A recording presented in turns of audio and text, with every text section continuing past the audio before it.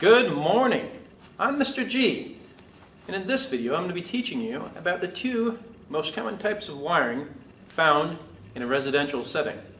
By the end of this lesson, you should be able to identify the tools necessary for working with this kind of wire, identify the two different kinds of wire, and be able to use the tools provided to work with this kind of wire.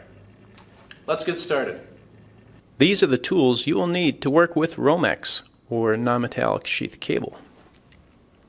First, a razor knife. This one has a retractable blade, and you use that blade to remove the plastic outer sheathing of the Romex. The other tool you'll need is a pair of wire strippers.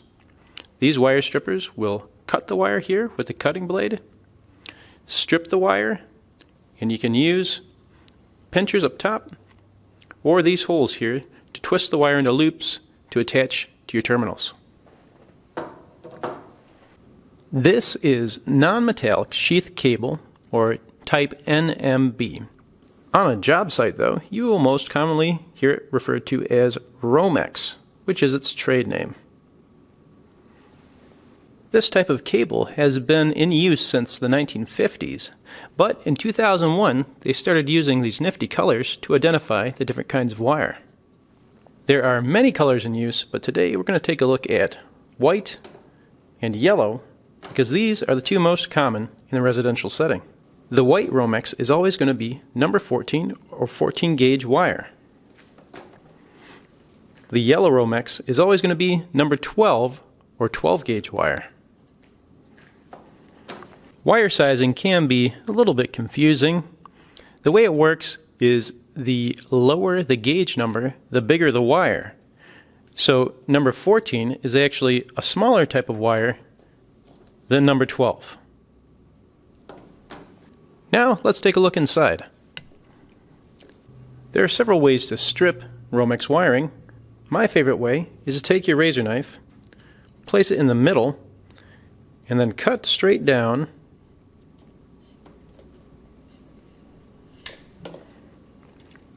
to the end of the wire. At this point, you can open up the sheathing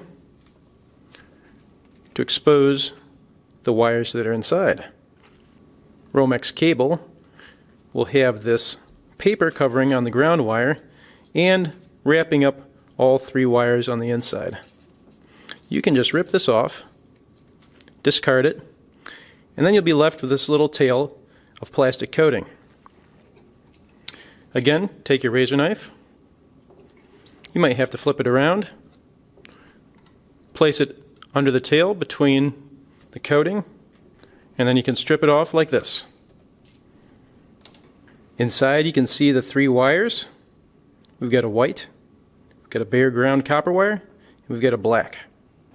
The orders the wires are in are always the same in this type of cable, and you can see that the copper wire is in the middle, which is why when I'm stripping the wire with a knife, I like to make sure that I'm doing it directly in the middle of the cable, so that if I penetrate too far into the cabling while I'm cutting, the only thing I'll hit is this copper wire. If I hit one of these wires, we could damage that outside sheathing, and that would compromise the integrity of those wires. We don't want that. Now I've removed a little bit of outer sheathing from our 14 wire as well, and let's see if we can tell the difference in size between these two kinds of wire. It's probably easiest with the ground wire. So on the bottom I have the 14, and on the top is the 12.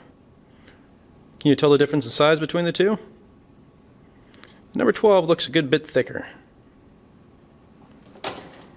At this point you can use your strippers to trim it to the necessary length. It should cut fairly easily. After that, you can use your strippers and find the appropriate wire size to be able to strip the end of your wire for your connection. In this case, we have the yellow, or number 12, so we're going to be using the number 12 hole on the strippers.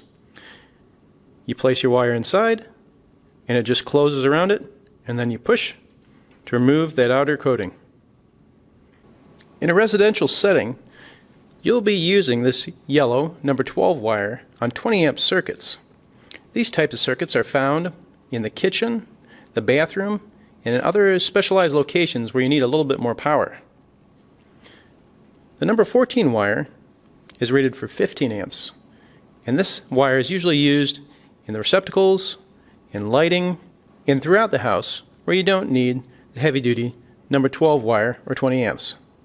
And now you know the two types of wiring most commonly used in a residential setting.